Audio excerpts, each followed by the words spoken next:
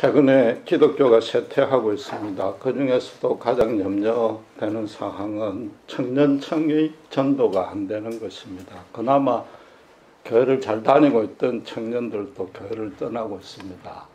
가장 큰 원인은 교회나 목회자의 부정과 비리가 세속과 각하나 더하기 때문이고, 거기다가 기성세대, 특별히 자기 부모마저도 교회에서는 경건한 척 하는데 삶에서 표변하는 그런 이중적 행태 때문일 것입니다. 그런데 이건 누구나 다 잘 아는 원인입니다. 이것 외에 젊은이들만이 가지는 특유의 사정도 많이 있습니다. 그 중에 하나는 교회에서 가르치는 내용들이 너무 비합리적이라는 거죠. 때로는 완전히 난센스도 가르치니까 도무지 믿어지지 아니하는 겁니다. 그런데 그게 정통적인 교회라고 해서 예외가 아니고 좀 더 심할 수도 있습니다. 성경 말씀을 억지 춘향식으로 해석을 하고 이분법적으로 성스러운 것과 속한 것을 딱 잘라가 나누니까 수긍이 안 되는 거죠. 바로 오늘 본문이 그런 예의 하나입니다. 말하자면 천하의 페류나 가인의 후손들이 만들어낸 것을 보라. 구원 없고 영적 성장 없는 데는 아무 설모도 없고 방해만 되는 문명을 만들어냈다. 세속적인 문명이 발달함으로 인해서 인류 타락이 가속화되었다. 두발 가인이 무기를 만드니까 라멕같이 인류 최초의 사이코패스가 등장했지 않느냐. 그러니까 신자는 세상과 등지고 교회 모이기를 힘쓰고 오염되지 아니하고 부패하지 아니하는 순전한 크리스찬 문화를 창출해내야 된다. 영적으로 거룩하고 의로운 일에 매진해야 된다고 가르칩니다. 언뜻 들으면 바른 말씀입니다. 물론 그 중에 일부 진술은 진리이기도 합니다만은 그거는 아주 표피적이고 이언론적인 성경 해석의 전형이단 말이에요. 그렇게 설교를 해도 신앙 연륜이 오래된 분들은 목사님이 강조하고자 하는 포인트가 무엇인지 하니까 그걸 수용하고 크게 문제 삼지 않습니다. 그러나 젊은 층에게 문명은 무조건 악하다고 매도를 하니까 그렇게 앞뒤로 꽉 막힌 목사한테 더 이상 배울 게 없다고 판단을 해버리는 거죠. 물론 그런 가르침을 하는 동기와 배경은 이해가 가능합니다. 우선에 16절, 17절에 보면은 가인의 후손이라고 그랬고 25절부터는 아벨 대신에 난 셋의 후손을 기록을 해놨단 말입니다. 그러니까 이게 하나님을 떠난 악인과 하나님 안에 남아있는 의인의 족보를 성경이 대조하는가 보다라고 해석을 해버리는 거죠. 거기다 22절에 각양 날카로운 기계를 만든 후에 라멕이 나타나고 라멕이 그 비방하는 사람과 창과 칼로 살인을 했단 말이에요. 성경은 모든 악은 모양이라도 버리라고 그러고 초대 교회는 정말로 모이기에 힘썼습니다. 그러니까 그대로 받아들이는 거죠. 그러나 그건 본문이 말하고자 하는 내용이 아니단 말이죠. 신자에게 하나님이 가르치고자 하는 내용은 그건 아니란 말이에요. 그럼 문명이 결코 악이 될 수가 없는 겁니다. 최근에 유행하는 텔레비 리얼리티 프로그램 중에 어떤 게 있습니까? 컴퓨터가 없다든지 스마트폰을 없애버리고 사람들이 어떻게 반응하면서 살아가는지 그게 아주 인기지 않습니까? 당장 저 같은 목사도 설교 준비도 안 되고 교육 자료도 정비할 수 없는데 그런 판국의 목사가 거꾸로 문명은 나쁜 것이라고 설교를 하면은 말과 행동이 일치하지 않잖아요. 그게 청년층에 먹힐 리는 없단 말입니다. 본문은 그런 뜻이 아니고 오히려 그 반대의 뜻으로 사실은 해석을 해야 됩니다. 정확히 말하면은 가인의 후손 중에도 훌륭한 자도 있었고 악인도 있었다, 이렇게 해석해야지요. 기존에 편협한 해석, 그거는 본문 자체에서 이미 부인을 하고 있습니다. 5장 1절 한번 보시면은 분명히 아담의 자손의 계보라고 시작합니다. 아담은 모든 인류의 조상이다. 모든 인류의 족보를 기록하니까 당연히 그 안에 셋이 포함된 것이지 셋의 족보를 별도로 기록한 게 아니단 말입니다. 유대의 족보는 장남 중심으로 기록하는 게 아닙니다. 하나님과 특별한 관계가 있었던 사람, 성경을 읽는 독자가 그 사람에 대해서 반드시 알아야 되겠다는 그 인물 중심으로만 기록이 되어 있단 말이에요. 아담의 장자이면서도 가인이 5장 족보에서 빠진 것은 단순히 그 이유 때문인 것입니다. 여러분 한번 추측해 보세요. 아담이 가인을 부모 자식 관계를 재련을 했겠습니까? 물론 그 친동생을 죽였으니까 처음에는 얼마나 믿고 싫고 분노가 치밀어 올랐을 것입니다. 그러나 나중에는 가인이 더 불쌍하고 가인을 향한 사랑에는 변함이 없습니다. 그게 부모의 사랑이단 말이에요. 다른 차원의 사랑이 시작되는 거죠. 예수님의 사랑이 그런 거죠. 이 땅의 인간 중에서 가장 아가페적인 사랑을 할 수 있는 건 부모인 것입니다. 그러니까 그걸 족보에서 아담이 일부러 빼낸 게 아니란 말이에요. 가인이 스스로 하나님의 뜻을 오해하고 떠난 겁니다. 그리고 끝까지 해결하지 아니하니까 하나님이 땅에서 유리방황하는 심판을 준 것입니다. 그런데 그 본문에 보시면 어떻게 되어 있습니까? 성을 쌓았다고 그랬습니다. 땅에 완전히 돌아다닌 게 아니에요. 또다시 하나님의 말씀을 거역했다는 뜻이 아니고 성경에서 가인이 유리방황했다는 말은 하나님을 떠나서 하나님과 아무 관계가 없었다 이 말이죠. 하나님을 모르는 자는 그 삶이 갈급하고 허망할 수밖에 없다. 그걸 유리방황했다고 표현한단 말이에요. 거기다가 20절 보시면은 야발이 육축 치는 자의 조상입니다. 그럼 이 목축업인데 목축업은 좋은 것 아니에요? 유대인들의 생업이 목축업이었습니다. 출애굽에 보면은 애굽은 농사를 주업을 하고 있기 때문에 이 목축을 천하게 봤습니다. 뭐 냄새도 나고 그래 했을 거 아니에요. 그러니까 멀리 고센 땅에 떨어지게 거주시켰단 말이에요. 하나님이 약속하신 땅 가나안 땅을 뭐라 표현합니까? 젖과 꿀이 흐르는 땅이다 말이에요. 그건 뭐예요? 너희는 그 땅에 가서 목축업을 하며 살아라 그 말인 겁니다. 당장에 지금 가인이 죽인 그 야발의 작은 할아버지격인 아벨의 생업을 지금 개성했지 않습니까? 거기다가 21절에 유발은 수금과 통소 잡는 자의 조상이라고 그랬습니다. 이게 시쳇말로 딴 따라의 조상이었다. 그렇게 해석될 여지는 사실은 없습니다.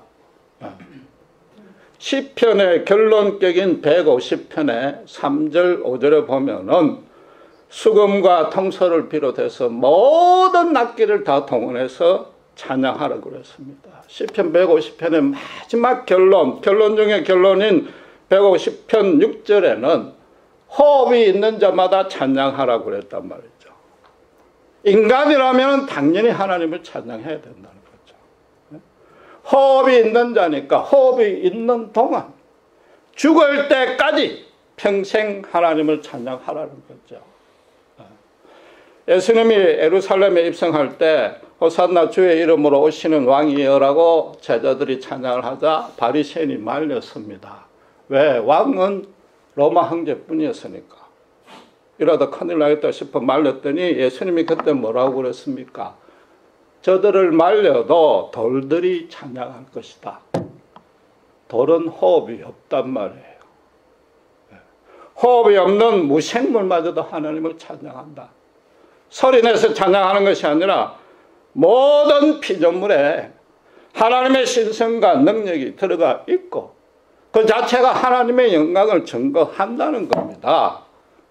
하나님을 찬양할 수 있는 악기를 개발했는데 그게 어떻게 나쁜 겁니까? 아주 선하고 좋은 겁니다.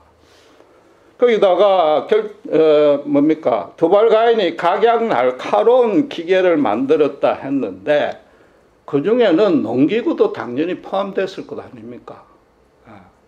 이 말씀은 청동기, 철기 문화가 벌써 그때 시작이 됐다는 겁니다.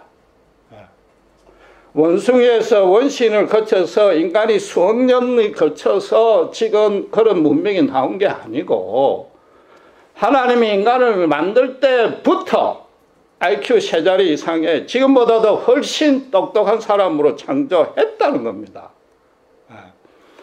물론 아무래도 부모의 영향을 받기 때문에 가인의 직계 후손 가족들은 하나님을 멀리했을 가능성은 있습니다.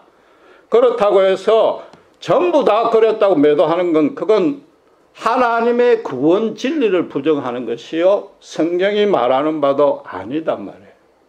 성경은 아버지가 죄인이라고 해서 아들이 죄인이다. 그래서 구원받지 못한다는 사상을 구약 성경에서부터 아주 철저하게 배격하고 있습니다.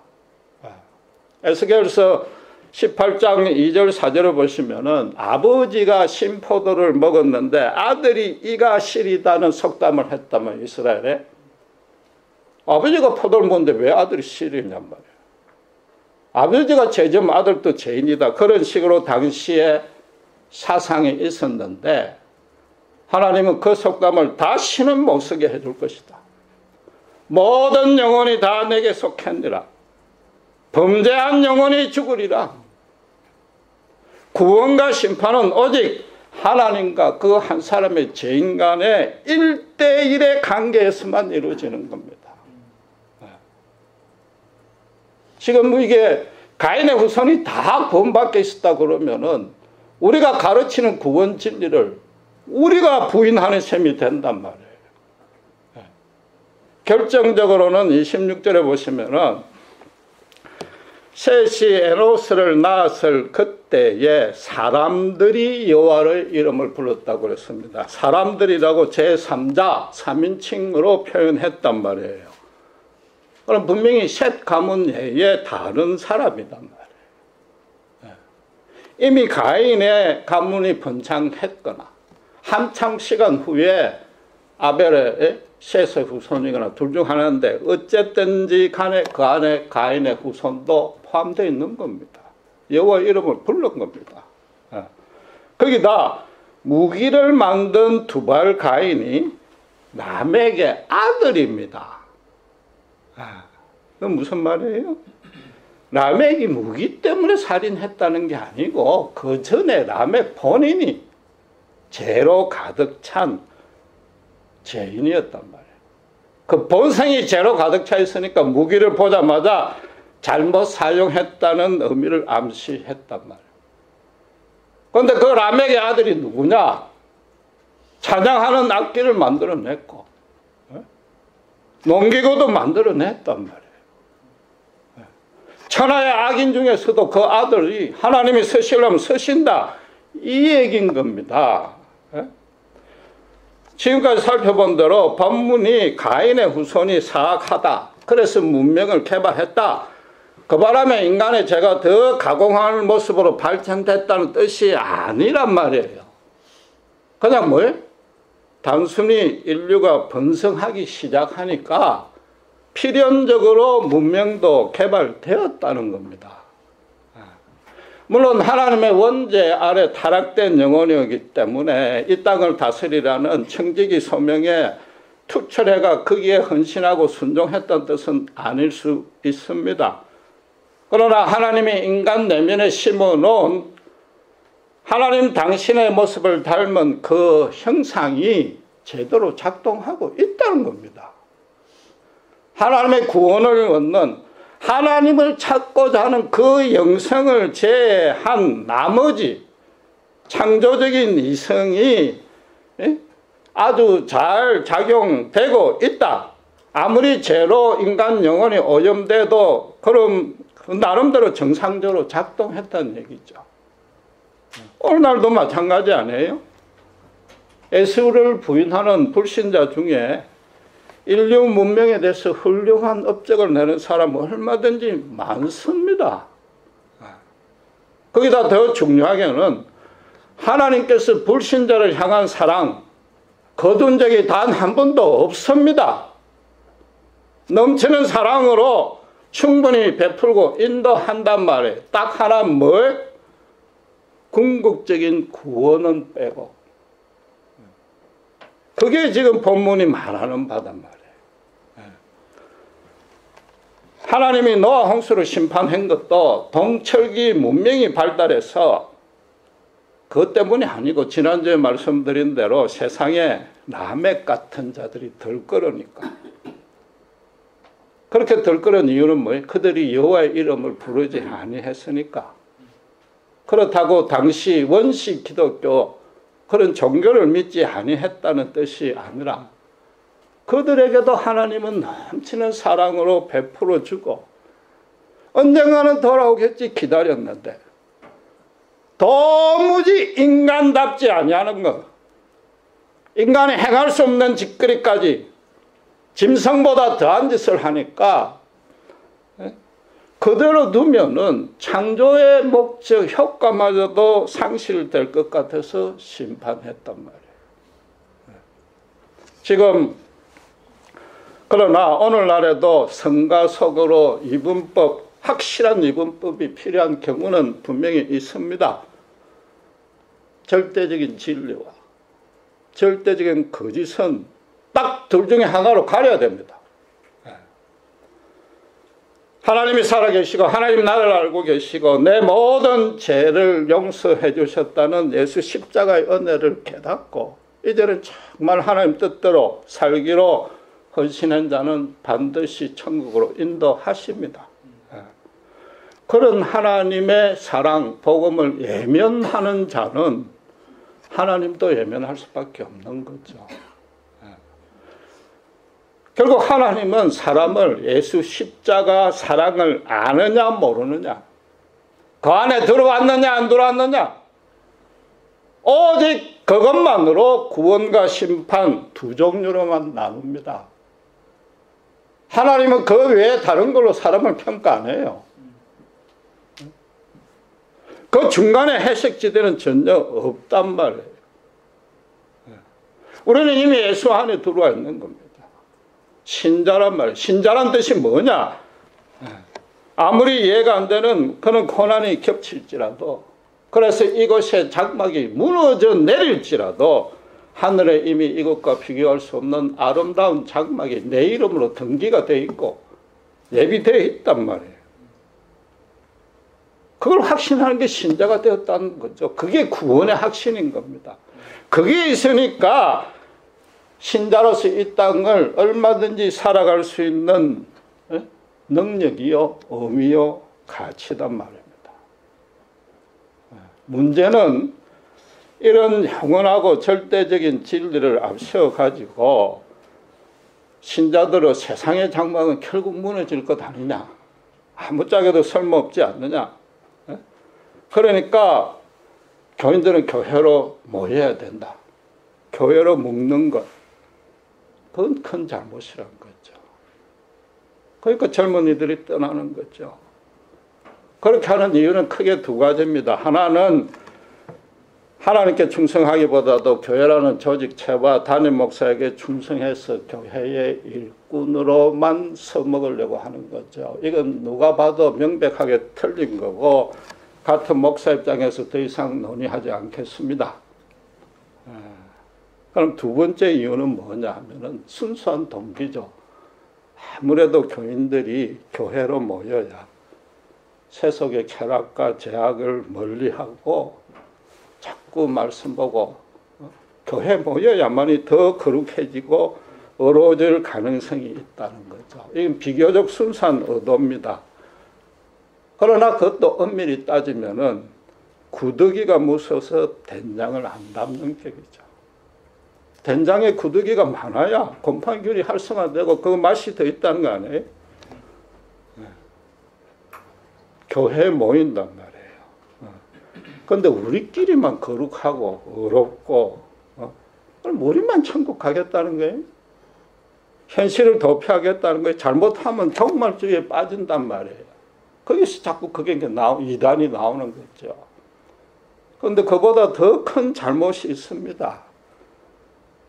우리 믿는 바 내용을 우리 스스로 평가절하하는 겁니다.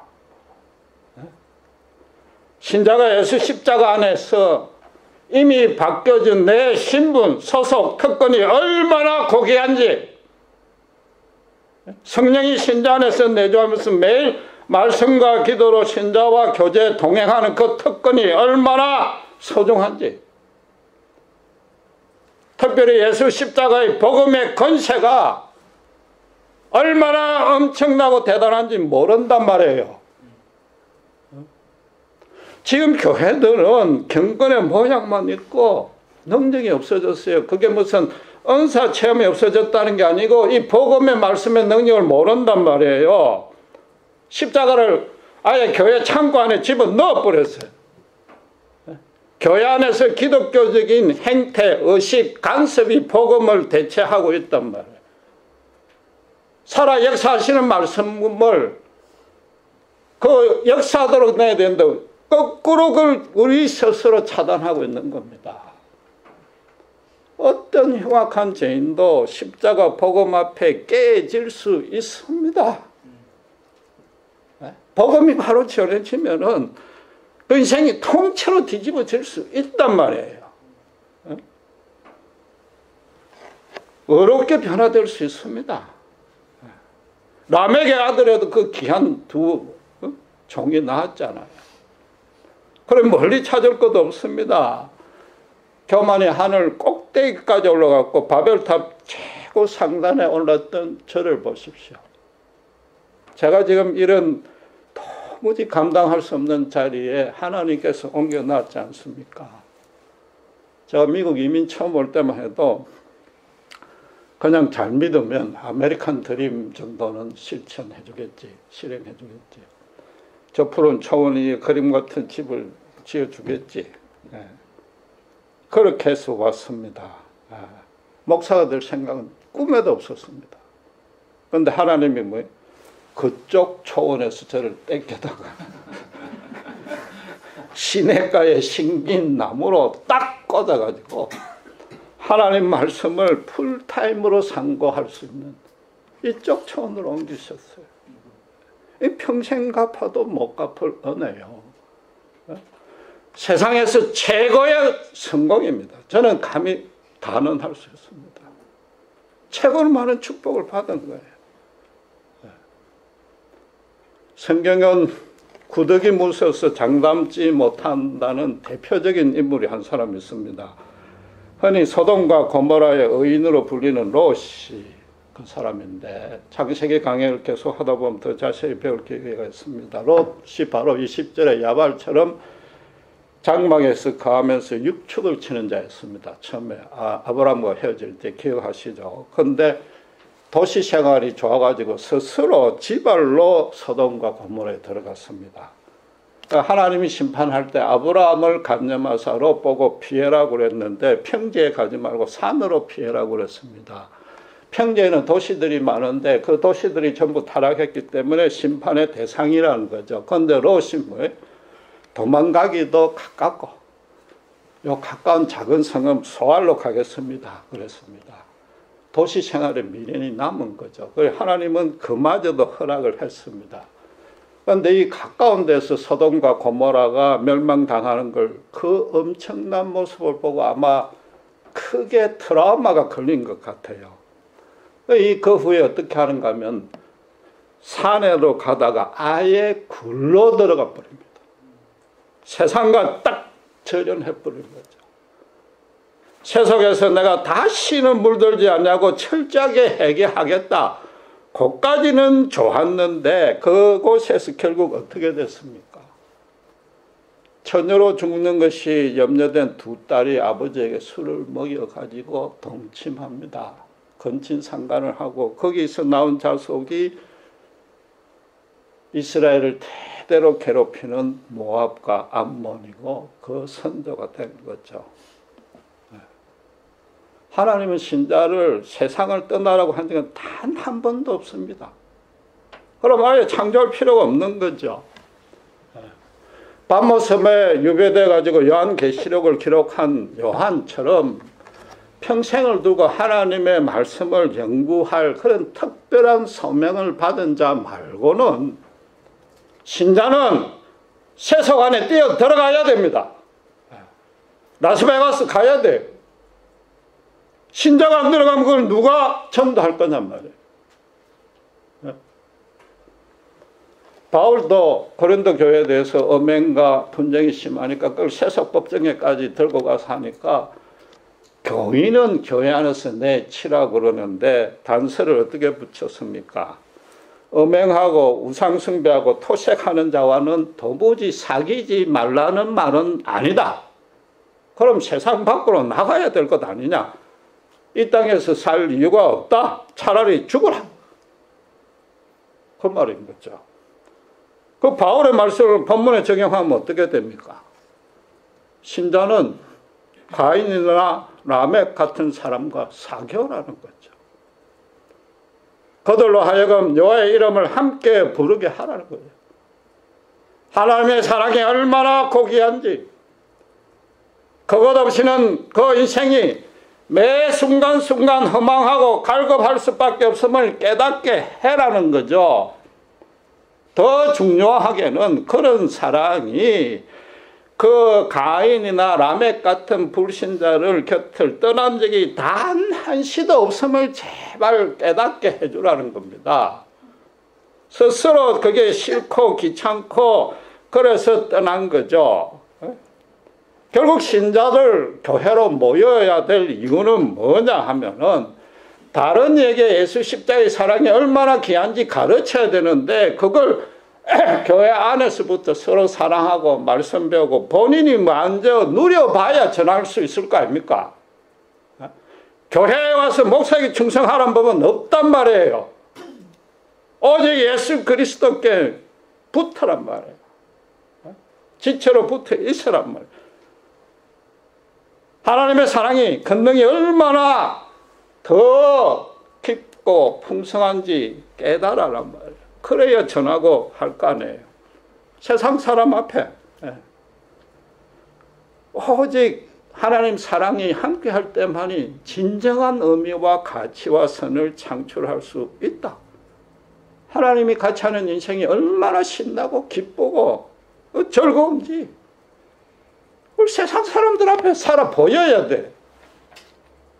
혹시라도 뭐 율법에 내가 벌 받는가 심각한 얼굴 하지 마시란 말이에요. 세상 앞에 기쁘게 보여야 돼. 예수를 모르는 다른 사람이 시샘이 나게 해야 돼. 내가 믿는 예수를 나도 믿고 싶단 말이에요.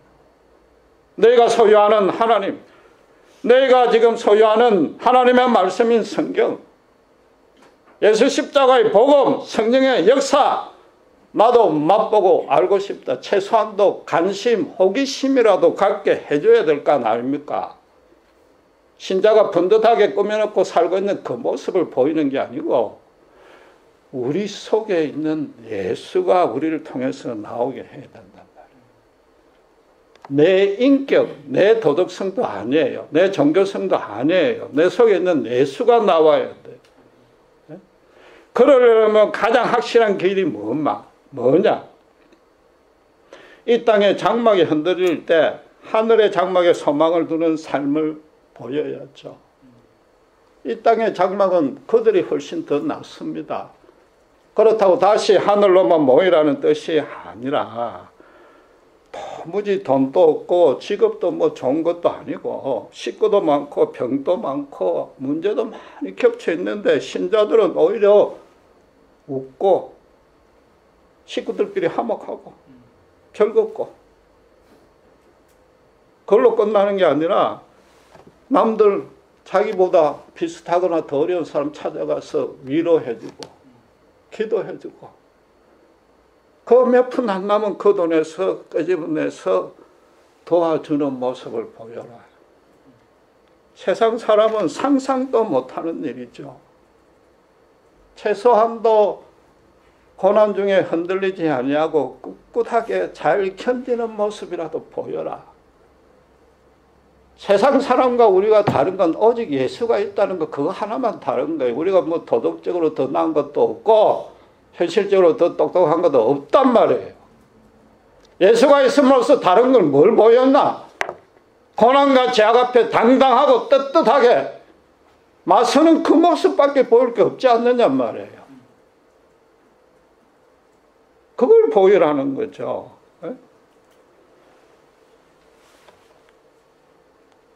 신자가 세상에서 보일 것이 기껏해야 문명은 나쁘다. 교회로 모여야 된다. 이런 것 아닌 겁니다. 문명은 너무 좋고 하나님의 귀한 선물입니다.